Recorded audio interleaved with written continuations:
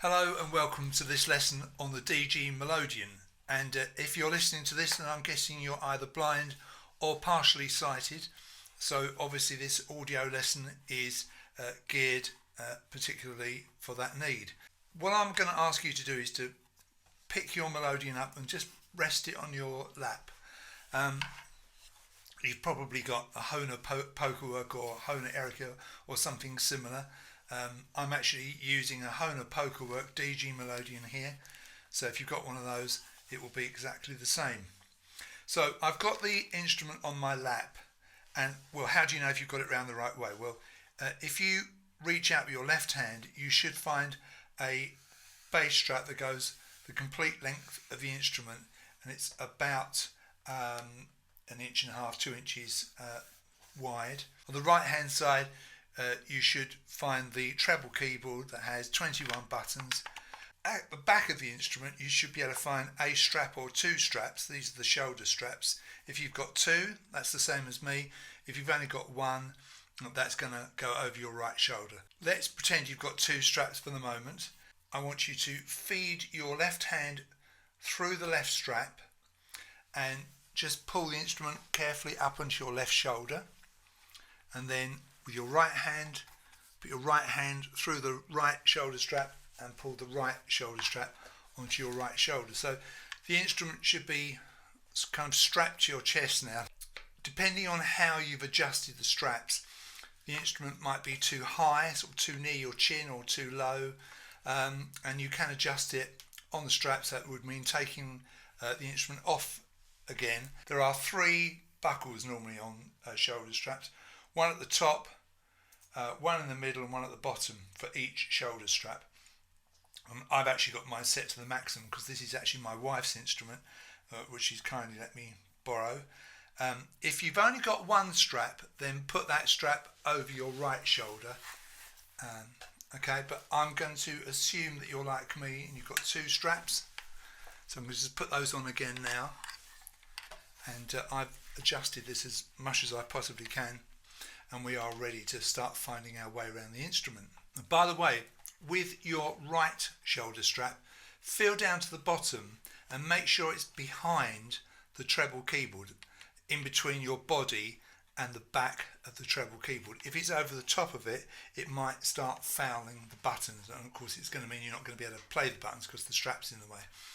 And that's something you want to do every time you play the instrument.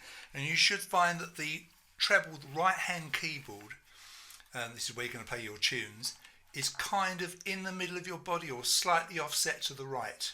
Okay, let's start exploring the instrument from the left hand side. So I want you to put your left hand through the bass strap on the left hand side, and if you do that you should be able to find a little button with your thumb that you can push down, and then if you let go it springs back, and that is your air button. So that's on the left hand side of the instrument. I'll explain what that is for a little bit later on. And if you push your fingers through and curl them round, you should be able to find 8 buttons. These are your bass buttons in 2 rows of 4. Now on the Hohner Pokerwork they're at 2 levels. The ones nearest to the left hand side are at a slightly lower level to the ones on the right hand side. These buttons are called mushroom buttons, by the way, on this particular instrument. We are going to use those buttons when we want to do our left hand accompaniment, our basses if you like, and the buttons give us bass notes and bass chords. Again, I'll come back to that. We're just finding our way around the instrument. So that's our left hand. Thumb should be on top of that air button, which you can push down and let go, and the left hand fingers should be curled round, and you should be able to line up your 4 fingers on 4 buttons in each row of 4. Okay, so finger 1, button 1 at the top, finger 2, button 2 below it, finger 3, button 3 below that, and then finger 4, button 4 below that, and then just go slightly to your right and do the same thing on what I call the inner row. Buttons 1, 2, 3, 4, fingers 1, 2, 3, 4. And the buttons do clack a bit depending on whether your instrument has been fettled. Sometimes people what they call bush these buttons. They put little felt bushes in so they don't travel too far and they don't clack too much. But you know, it's something that you have to put up with this instrument. It's a fairly noisy old thing even before you start making any notes. So don't be too alarmed if it's making a bit of a clacking sound. If you listen to my right hand as I play the buttons, you can hear quite a lot of noise. I would advise you to have fairly short fingernails, by the way, because it's going to be uncomfortable if your nails are long when you're playing this instrument. Now, if you place your right hand at the top of the instrument, you should be able to find where the bellows are closed, a kind of a soft set of ridges. That's all the bellows closed up. Let's travel round to the right hand side of the instrument, and your right hand is obviously going to play the buttons on what we call the treble fingerboard, which is at a lower level than the bass notes. So the right hand buttons, there are 21 buttons on a DG Melodeon, set out in 2 rows. The row nearest the bellows is called the G row, and the row nearest the outside of the instrument is called the D row. Okay, we're going to be making some sound in a minute, I promise you. This is all a bit boring, this, I guess, but it's important to get set up. And so with our right hand, we're going to use our fingers on these buttons. And how do you hold the instrument with the right hand? Well, I tend to put my thumb round the back of the right hand keyboard, so in between my body and the back of the instrument, and obviously my fingers curl over the top. Some people call this the Melodeon death grip. It's also possible to rest your thumb on the edge of the keyboard, the fingerboard. Some Melodeons have a groove on this edge. The poker work doesn't. You'll find it's kind of comfortable and rounded, but try doing the same as me to start with. Put your thumb out the back. If you don't get on with that, then you can put your thumb on the edge. It largely depends on the size of your fingers. I've got very long fingers, so I'm not particularly typical of a Melodeon player, but that's what I do, and I find that works pretty well. So we're now holding the instrument properly. We're all strapped in. Our left hand is through the bass strap, the thumb's on the air button, the left hand fingers are curling around and finding those 8 bass buttons set out in 2 rows. The right hand, try the thumb round the back of the fingerboard and the fingers curled over, and you should be able to press down the buttons, and if everything is working okay, when you press the button it should spring back. As I say, you'll get this clacky sound. You won't notice that so much when we're actually making some sound. It's a pretty physically demanding instrument, the Melodeon, so if you're new to it, I strongly suggest you have lots of breaks when you're in your initial stages of learning. I didn't when I first started learning, and I really paid the price for it with lots of injuries, so lots of breaks, lots of cups of tea, cups of coffee, and come back to it. I strongly suggest learning while seated. You can of course stand up. I stand when I play out on my Morris side, but being seated in these initial stages is far more comfortable. Right, let's make some sound now, shall we? Now if you put your right hand on the top of the instrument, you should be able to find the bellows strap, the top bellows strap, the strap that keeps the bellows closed.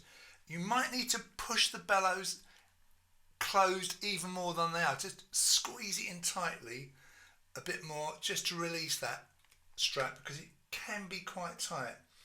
And so we lift it off, and now the top part of the bellows won't move that much because obviously there's another strap underneath, but that strap is a thin leather strap.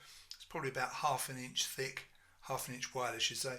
Spin it around so it's now facing the front of the instrument and sticking out a few inches in front, and then reach underneath the instrument, do the same thing. Again, you might need to push it closed even more than it is. That may not seem possible, but just a slight bit of pressure, and undo that strap, swing it round to the front.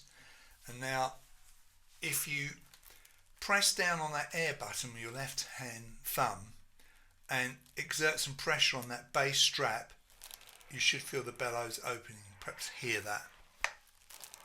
And then again, push down on the air button, push against the side, the left hand side of the Melodeon, and you can easily shut the bellows. So they do say it's not a great idea to try and force the bellows open without either operating the air button or pressing some actual note buttons, because apparently it can damage the reeds.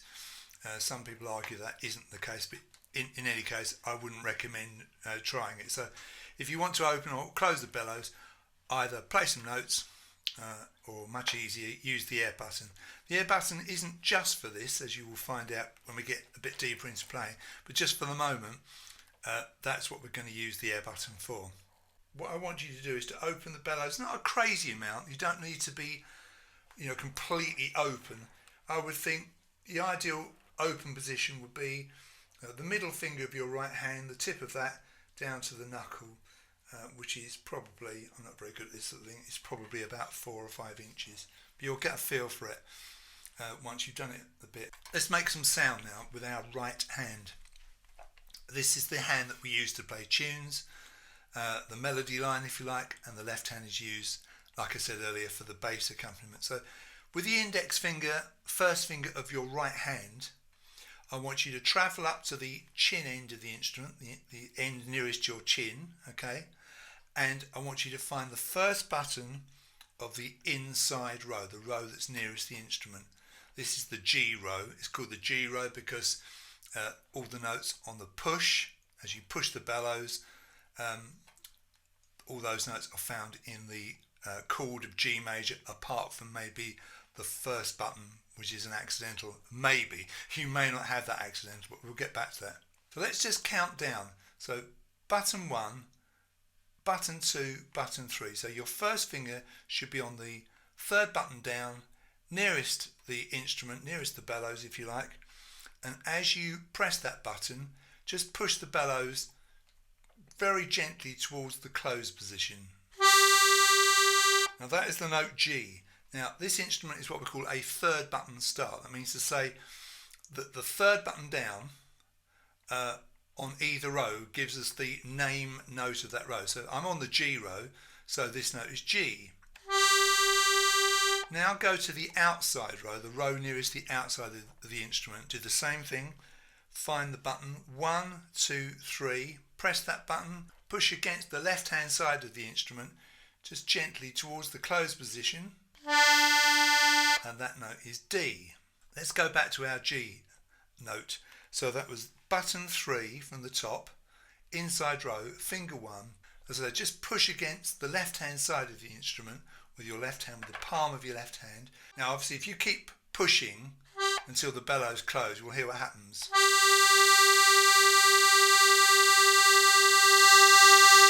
You've heard it die away there, haven't you? Because the bellows are now closed, so nothing is going to sound. While we've got the bellows closed, let's press that same button, but this time we're going to exert some pressure on the bass strap and pull the bellows gently open. Now listen to what happens this time. It was a different note. That note was A, and it's the next note up in the scale of G major. So on the push we had G, on the pull we had A. So G on the push, A on the pull. This instrument is said to be bisonoric. That means to say that you get 2 notes per button. Let's try another one. So keeping our position, our right hand position, let's put our second finger on the button below that one. So our second finger will be on button number 4. If you've lost your way, just count from the top again. Press that button, push in. That's the note B. You don't have to keep going till the bellows close, just for as long as you want the note to sound. We'll get into counting and timing when we actually learn to play an actual tune. So let's go back to where we started. Third button, push is G. Pull is A. Play that fourth button, push in. That's the note B, and then if I press that button again and pull out, I get the next note in the scale, which is C. Let's go down to the next button now with the third finger. I'm now on button number 5. Third finger, this is the inside row still. Press the button, push in, push the bellows towards the closed position. This is D. And if I press and pull out, I've got the note E. So I've got 6 notes so far. G, A, B, C, D, E. Okay, so that's an idea of how we get 2 notes per button. Remember, when you're pushing, you are exerting pressure on the left hand side of the cabinet, if you like, with the palm of your left hand. When you're pulling, you're exerting pressure on the inside of the bass strap. You don't have to worry about the air button at all, because as soon as you press the button on the right hand side, or the left hand side for that matter, air is going to travel through the instrument, and so the bellows will move freely. It's important to understand that these buttons are not touch sensitive. It doesn't matter how hard you press them, you're going to get the same amount of volume. The volume comes from how hard you push or pull the bellows. I'm going to play that note of G again, the first note. That's the third button down, and I'm going to push the bellows towards the closed position. I'm going to push very gently, then I'm going to increase the pressure, and you'll hear the volume come up. See, and I obviously varied it there. Same thing on the pull. Let's do the same button, pulling out the note of A. You can hear how the volume changes. The volume control is the bellows, how hard you push or pull. Now, sadly, all melodeons are not made equal. They have different layouts. The most common layout is the one I've got here on this instrument, which is called third button start with accidentals. If we were to move up to the first button of the G row and push in, you can hear that's a much higher note than the note we played on the third button. It's because on the push and pull on that first button of the G row and D row, we have accidental notes. These are 4 notes that are not found in either the scale of G major or D major, the 2 kind of row keys.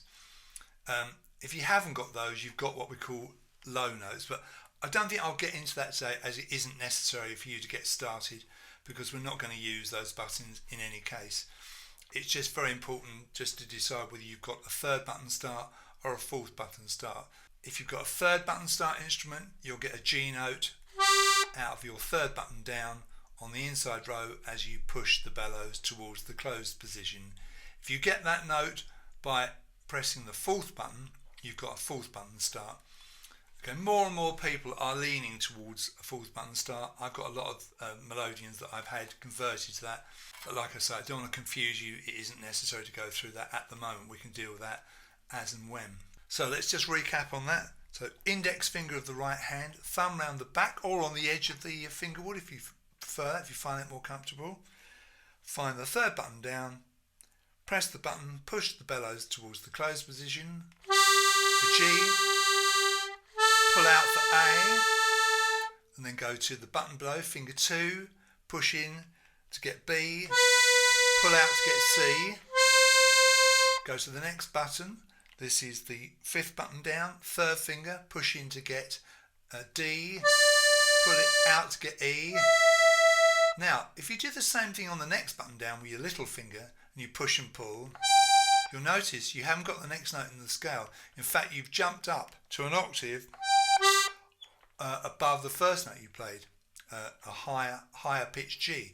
So here we have to do something a little bit different to keep our scale going. We're going to pull first. So this is button number 6, little finger. Press the button, pull out gently. That will give you the 7th note of your scale, which is F sharp, and then push, holding the same button, and you've got your G. So that's a little bit different, isn't it? So if I say those notes, you'll hear the scale of G major. G, A, B, C, D, E, F sharp, G. Do that a little bit faster.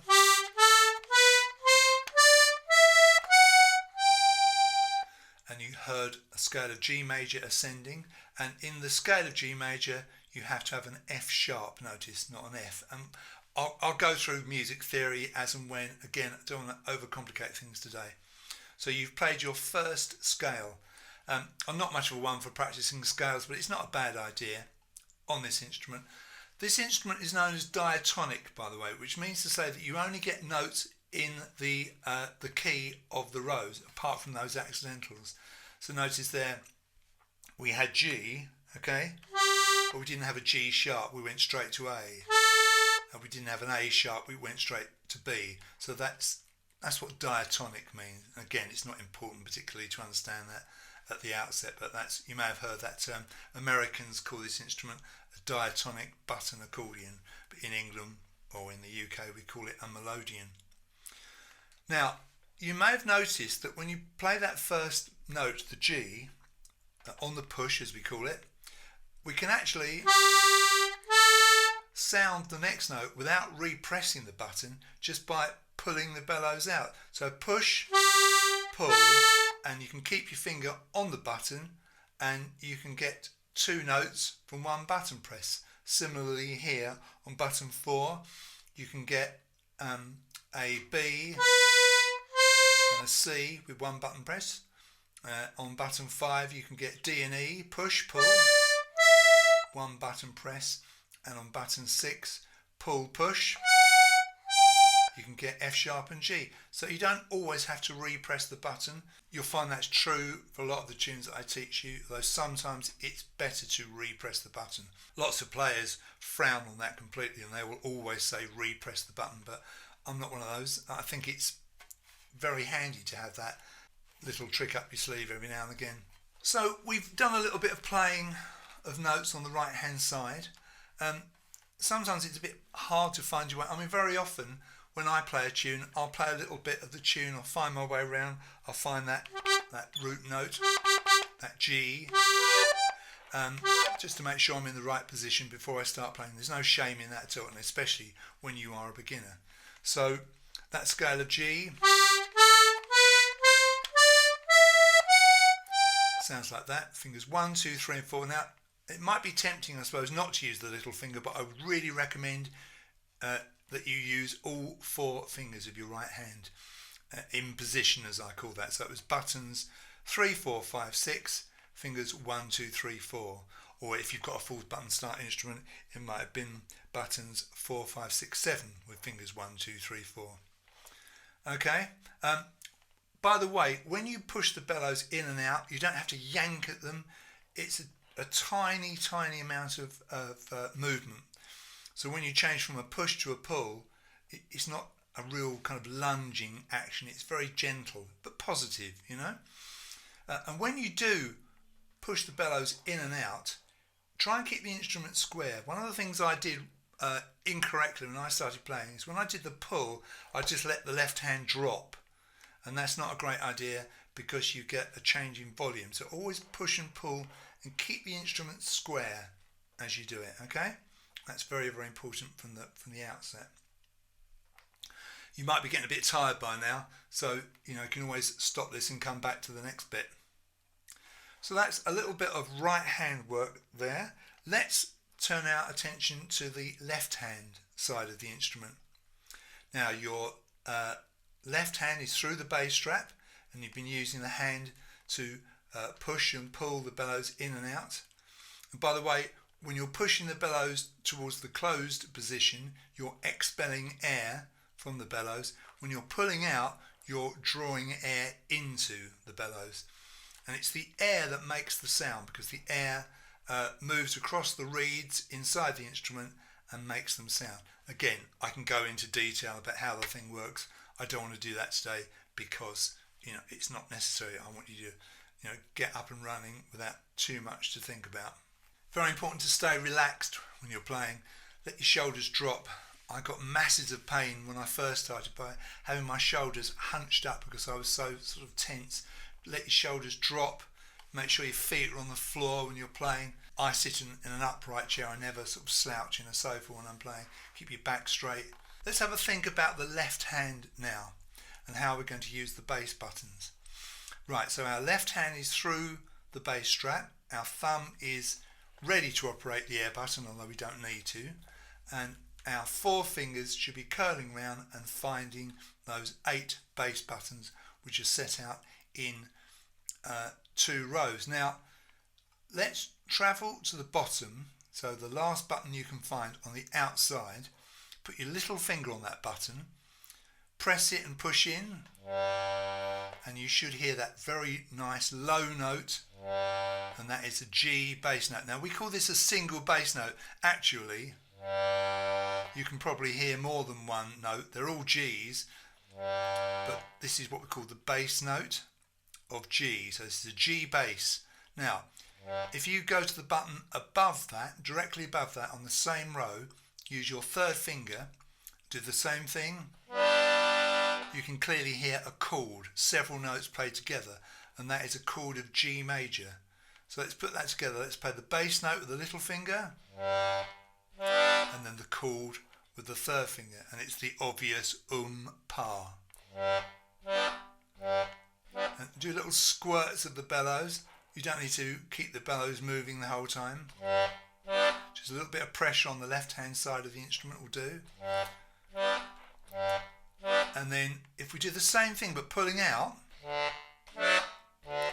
you'll hear the same thing but with a different bass note and a different chord. On the push it was G bass and G chord.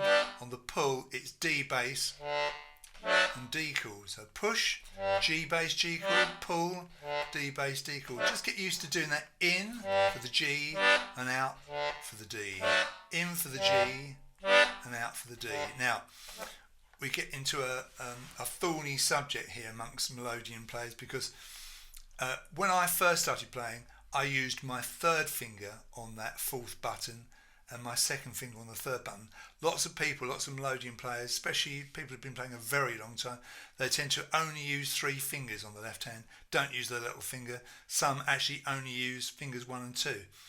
Now, I started off using just three fingers, but very rapidly went to four fingers, because if you think about it, it's completely logical to use one finger per button on the two rows. So button 4, finger 4, button 3, finger 3, button 2, finger 2, button 1, finger 1, on both rows, on the row on the outside and the row on the inside. We'll get into what the actual buttons give you. Just suffice to say that the even number buttons like 4 and 2, okay,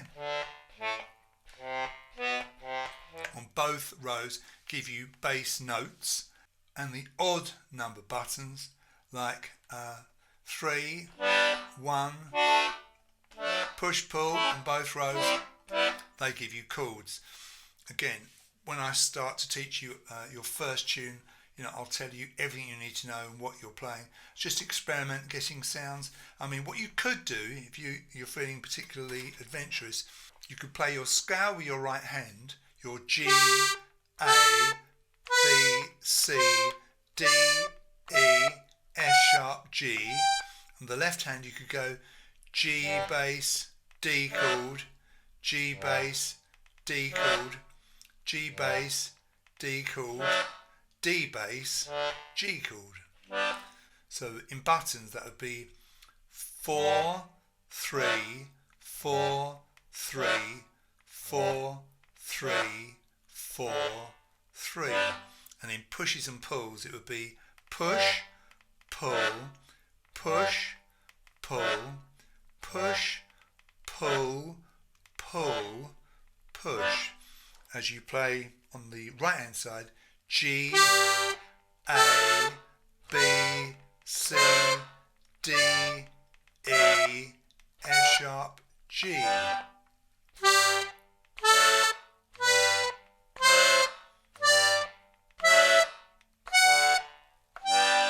Okay, not very exciting, I know, but it will get you started and finding your way around the instrument and playing something that sounds vaguely musical. Like I say, you don't need to push and pull really hard, and in fact if you do, you'll make a right old racket and probably annoy people, might even annoy your neighbours. So a light touch is all you need. Get a lovely even sound. If you want to sustain it a bit more, like that, that's fine, but I would recommend playing in what we call a staccato fashion, just little jabs, and of course if you want the sound to stop, just take your finger off the button.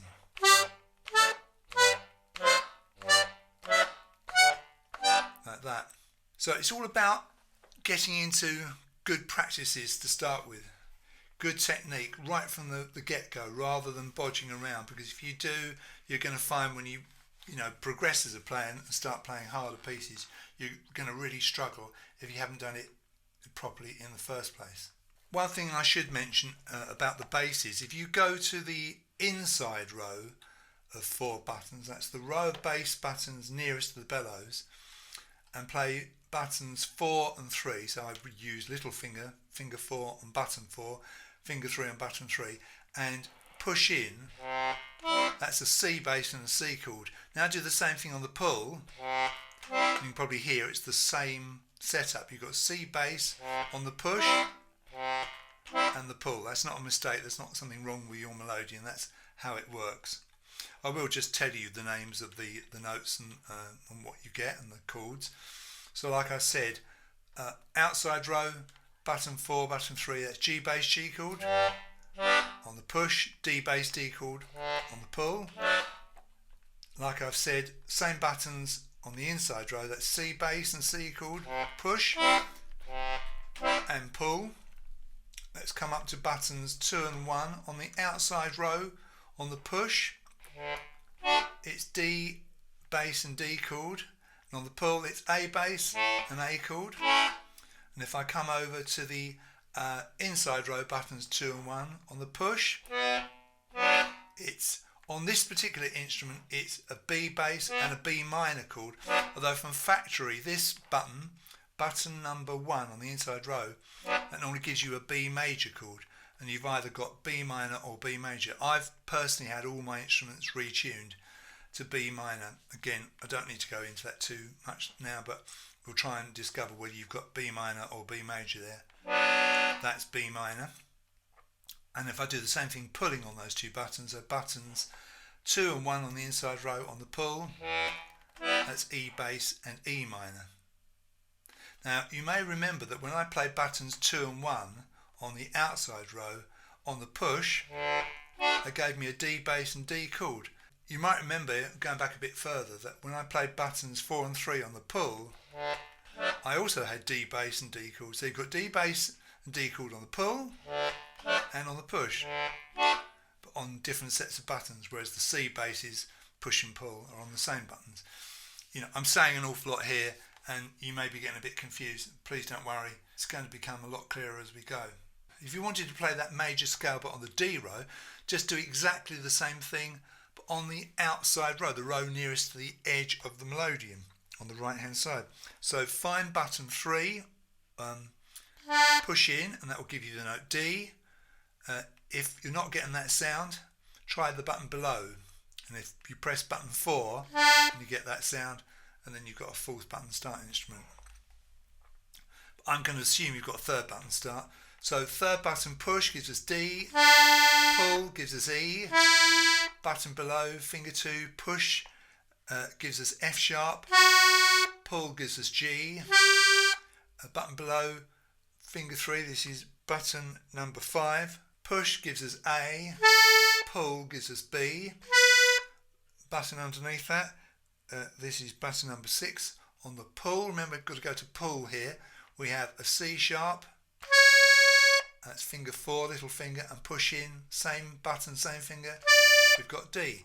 So we have D, E, F sharp, G, we've got A, B, C sharp, D.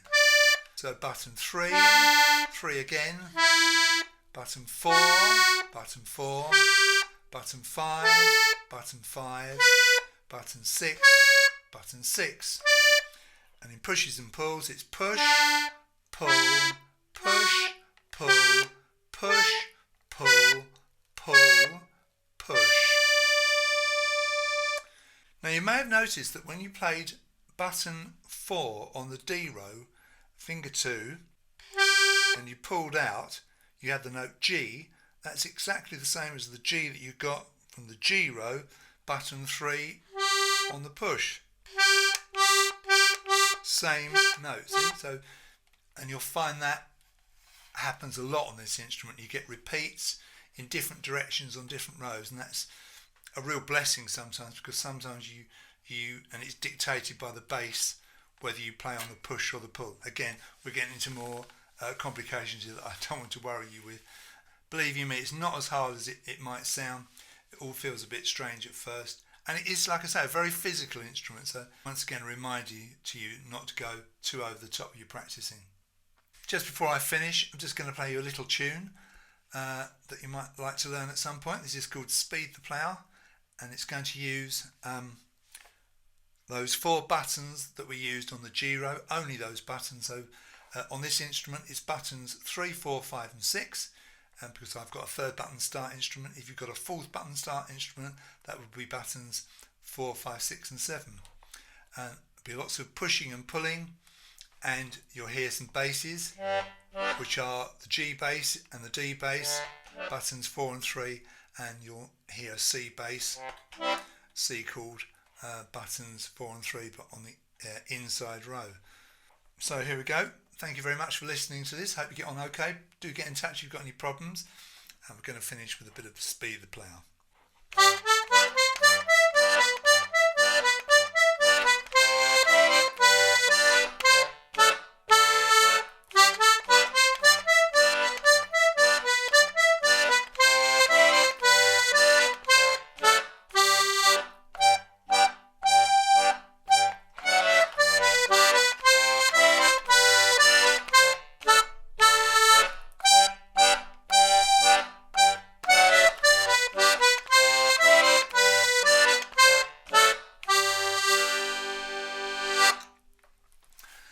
Now it's time to stop playing, so I'm going to operate the air button with my left hand thumb, push the bellows to the closed position, and while holding them closed I'm going to go to the top of the instrument with my right hand, swing that thin bellows strap round, reattach it.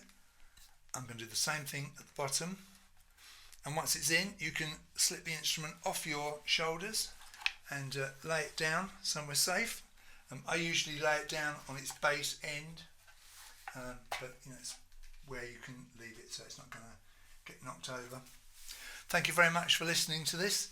I hope you enjoyed it, and you'll hear from me very soon. Thank you so much.